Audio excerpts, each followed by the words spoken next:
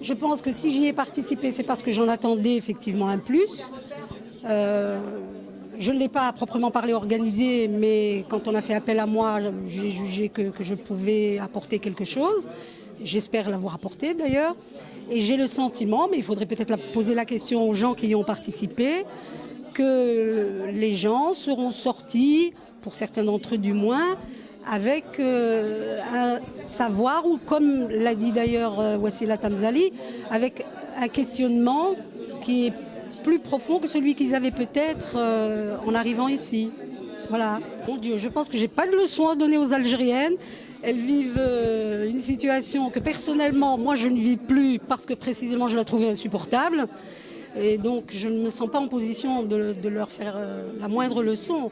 Mais ce que je peux vous dire en tout cas, c'est que ce que je trouve inacceptable en tout cas, c'est que des personnes, notamment comme ce monsieur Ramadan que j'ai déjà eu l'occasion de rencontrer, finalement usent d'un pouvoir qui est le sien pour donner à penser à des tas de jeunes, des filles, des garçons qui sont dans le désarroi pour toutes sortes de raisons, que la solution se trouve dans leur organisation en tant que communauté et communauté d'obédience religieuse.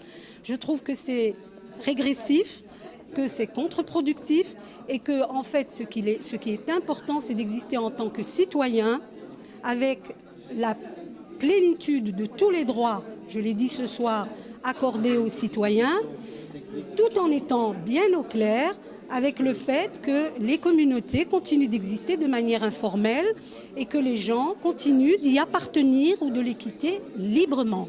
Alors qu'à partir du moment où on aiderait des personnes à organiser sur un plan communautaire et religieux, on en arriverait à demander et finalement à obtenir des espèces de droits collectifs qui, au sein de la communauté dans laquelle les gens se retrouveraient emprisonnés, entraveraient leurs droits et feraient en sorte qu'ils et elles surtout vivraient d'authentiques discriminations, voire des violences contre lesquelles on ne pourrait pas intervenir.